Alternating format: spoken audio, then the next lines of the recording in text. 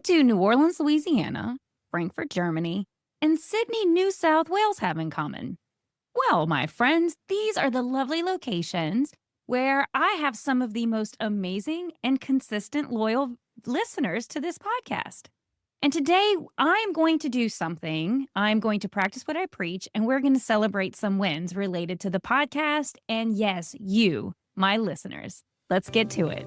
Welcome to We've All Done It, the podcast for leaders who get the work done, but find the people part of leading frustrating. I'm Kimberly Benoit, author, award-winning former corporate executive, and leadership coach.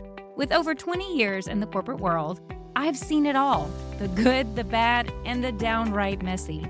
If you've ever avoided a tough conversation, played favorites without realizing it, or just wondered, why is leading people so hard? You're in the right place because we've all done it. This is your space for real talk, real solutions, and no judgment. Together, I'll share practical strategies to help you navigate workplace drama, build stronger teams, and lead with confidence. No more pretending, no more suffering in silence, just honest, actionable leadership from someone who's been in your shoes. Are you ready to lead differently? Let's do this. Hey, everybody. I am so excited for today's episode. If you've been around here for a while, you know I take the month of July off of new original content. And I thought this episode would be a perfect one to pause for a moment and to celebrate some wins. We always talk in the business world about celebrating our wins, no matter how big or small they are. I have to admit, I am not the best at doing it for my own business.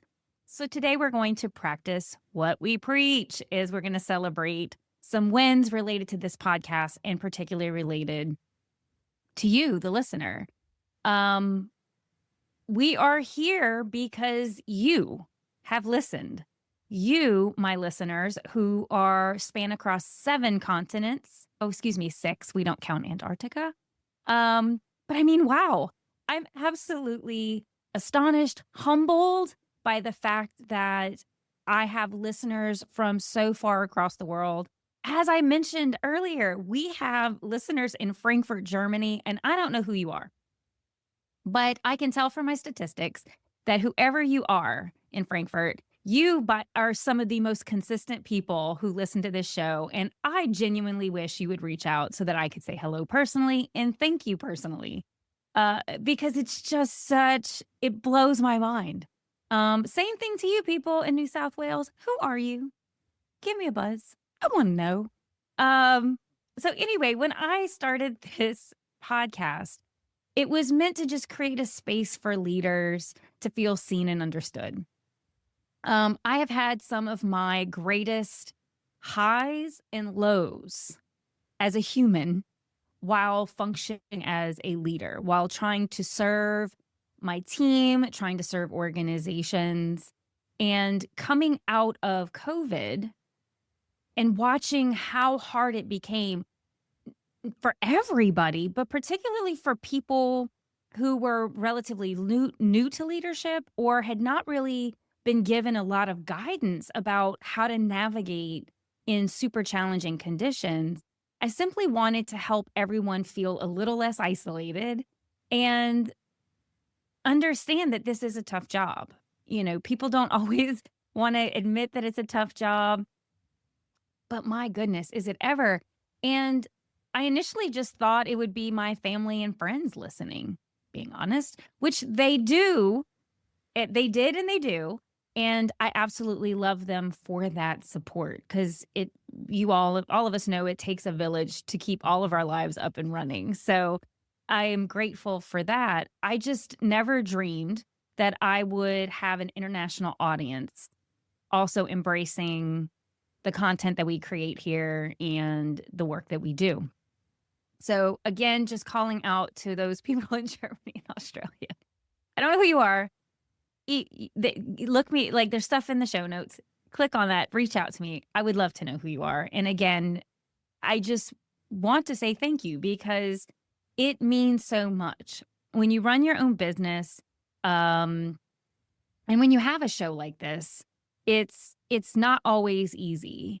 I've recently had several conversations with people thinking about starting a show, And I always get incredibly candid about it because there's so much that goes on behind the scenes to make this a good show for you and to make sure that it comes across in a way that people want to hear and listen and engage. Um, and you don't always get any feedback. I've had so many moments of doubt and frustration where I truly wondered if what I was doing mattered. You create this stuff, and it just kind of goes out into a void. Occasionally, somebody will send you an email or somehow message you on LinkedIn or make a comment to you that an episode meant something to them. But I would say 98% of the time, you're just hoping that it finds the right people who need to hear it when they need it most. And so, although the feedback is often slow, the one way that I can tell that it matters is by watching my dashboard and looking at my metrics and seeing what people are listening to, where people are listening from. And although I've made a lot of mistakes, particularly in the early years, I'll be the first to say that there were many mistakes I made in the early years. And we're only in year 3, so technically still early. I just want to say thank you so very much for those of you who keep coming back and those of you who share it with other people. I can't say thank you enough. I would not still be doing this show if it weren't for you and if it weren't for the fact that I can see that people come and engage regularly. I probably would have hung up my hat so long ago. So, with that being said, in honor of you and the amazing guests that I've had over the last 2.5 years, I'm going to do something different than I've done in the last 2 years. Normally in July, I take it off. I don't put out new content. I don't send a newsletter. I usually use July as an opportunity to kind of strategize, think through what the first half of the year has been. And this has been quite a wild ride so far this year of what I want to do with the business, what I want to do with the show. And then I also take some time because it's my birthday in July. And so I like to take some time where I can just turn it off a little bit and just mentally give myself some space to breathe. But this year I want to do something a little bit different. I have decided I want to highlight some of the most popular episodes that hopefully either you will hear for the first time or you will have a chance to revisit a show that maybe has a good message for you. So we will be doing, I believe we have 5 weeks in July. I probably should have looked that up. But anyway, what's going to happen is we're going to do 5 shows. We're going to do 5 best of shows. And surprisingly, the best of shows, these 5 episodes come from all 3 seasons.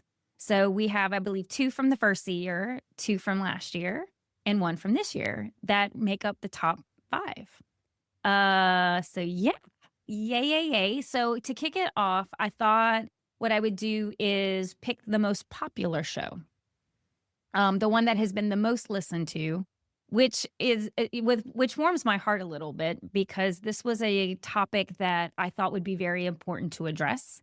And when thinking through how to tackle this topic, 2 people specifically came to mind. So this was how to transition from being a peer to a leader, best tips on leading friends. I've been in the situation before where I've had a friend promote over me. I've been in a situation where I've promoted over someone else. And there's so many things that we all on both ends of that spectrum get right and get wrong. And I thought this would be a good opportunity to bring in and have 3 great voices talk about what we can proactively do to get ahead of this kind of transition, because it's a great transition, but it can also get messy if you don't think about it and handle it in the right way. So this one features 2 people, Miss Erin Dallas, who has been a lifelong, one of my best friends, and she was actually my college roommate. So we've known each other for over half our lives. And then the other person is my brother, who has a senior level leadership position, executive position. But like me, has risen through the ranks. Erin, on the other hand, has been a lifelong individual contributor. She loves that capacity. She likes that position. And so she kind of really comes at it from the perspective of what do people get wrong when they go into leadership? What, from her perspective, could people do differently to set up that dynamic and make team culture healthier? So this is a great episode. There's something for everybody to learn. And I can't tell you how excited I am to do this best of and to see what the reaction is from you guys, the listeners. But that is what's going to be coming out next week. And so please each week check in, listen. Like I said, it might be a new to you episode. It may also be just a wonderful refresh and reminder of something exciting.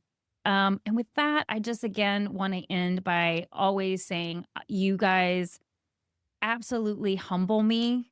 And I never, ever take your time and your ears and your attention for granted. And I just want you to know from the bottom of my little Cajun heart how much it means to me to do this show and to know that it reaches people wherever they are.